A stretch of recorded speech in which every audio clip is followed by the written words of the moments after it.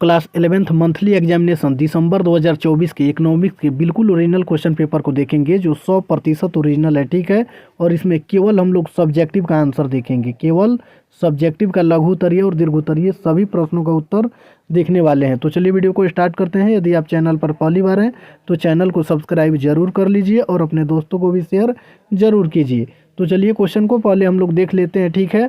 ये जितना देख रहे हैं ये सब ऑब्जेक्टिव है, इसका वीडियो मैंने पहले ही बना करके अपलोड कर दिया है, ठीक है।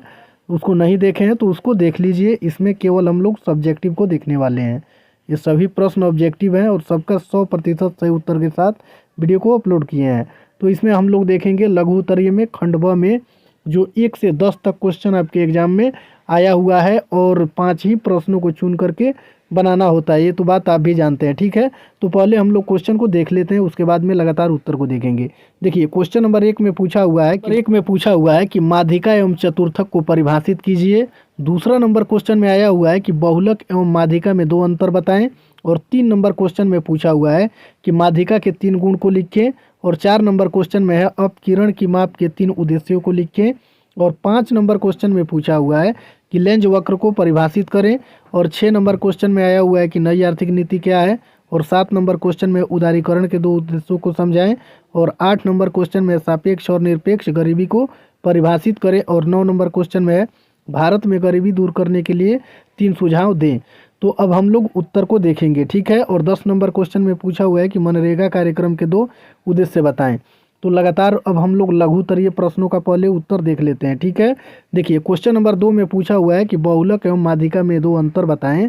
तो उत्तर यहाँ हम लोग लिखेंगे कि बहुलक और माध्यिका दोनों ही सांख्यिकी में उपयोग किए जाने वाले मापदंड हैं। यानी जो बहुलक और माध्यिका हैं दोनों ही सांख्यिकी में उपयोग किए जाने वाले मापदंड हैं, लेकिन इनमें कुछ मुख्य अंतर है। हम लोग पॉइंट बना के लिखेंगे बहुलक और माध्यिका में अंतर। और पॉइंट नंबर 1 में लिखेंगे पहले इनका परिभाषा। बहुलक वह मान होता है जो डेटा सेट में सबसे अधिक बार आता है। बहुलक वह मान होता है जो डेटा सेट में सबसे अधिक बार आता है, जबकि माध्यिका डेटा सेट के मध्य मान को दर्शाती है जब डेटा को आरोही या अवरोही क्रम में व्यवस्थित किया जाता है, ठीक है।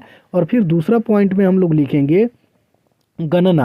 यानी बहुलक की गणना करने के लिए हमें केवल सबसे अधिक बार आने वाले मान की पहचान करनी होती है, जबकि माध्यिका की गणना करने के लिए हमें डेटा को पहले व्यवस्थित करना होता है और फिर मध्य मान की पहचान करनी होती है। चलिए फिर आगे वाला क्वेश्चन हम लोग देखेंगे।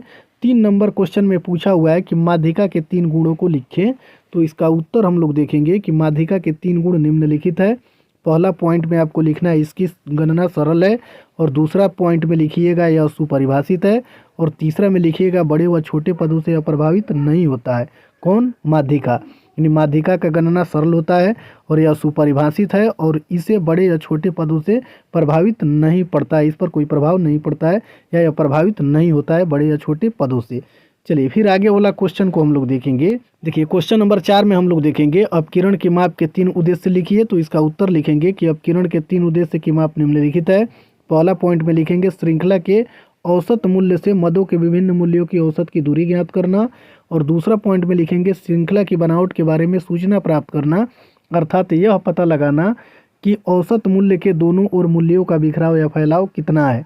और तीसरा पॉइंट में लिखेंगे मध्य मूल्यों का सीमा विस्तार ज्ञात करना। चलिए फिर आगे वाला क्वेश्चन हम लोग देखेंगे। 5 नंबर क्वेश्चन में पूछा हुआ है कि लेंज वक्र को परिभाषित करें। लेंज वक्र को परिभाषित करें। तो इसका उत्तर हम लोग लिखेंगे कि लेंज वक्र एक ग्राफिकल प्रतिनिधित्व है जो आय या संपत्ति के विवरण को दर्शाता है। यह वक्र 2 अक्षों पर आधारित होता है, लेंज के वक्र अक्ष, ठीक है। इसमें 1 नंबर पॉइंट में लिखेंगे एक्स अक्ष यानी आय या संपत्ति के संचय का प्रतिशत।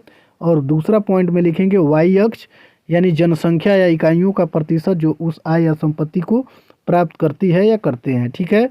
चलिए फिर आगे वाला क्वेश्चन हम लोग देखेंगे। देखिए 6 नंबर क्वेश्चन में पूछा हुआ है कि नई आर्थिक नीति क्या है। तो इसका उत्तर हम लोग लिखेंगे कि नई आर्थिक नीति का अर्थ है 1991 में भारत सरकार द्वारा अपनाई गई आर्थिक सुधार नीतियाँ। इसे उदारीकरण, निजीकरण और वैश्वीकरण की नीति के रूप में भी जाना जाता है। इस नीति के मुख्य उद्देश्य थे, ठीक है, जिनमें हम लोग पॉइंट बना करके लिखेंगे उदारीकरण यानी अर्थव्यवस्था को अधिक खुला और प्रतिस्पर्धा बनाना। और दूसरा में लिखेंगे निजीकरण, कि सार्वजनिक क्षेत्र के उपक्रमों को निजी क्षेत्र को सौंपना। और वैश्वीकरण में लिखेंगे भारतीय अर्थव्यवस्था को विश्व अर्थव्यवस्था के साथ जोड़ना।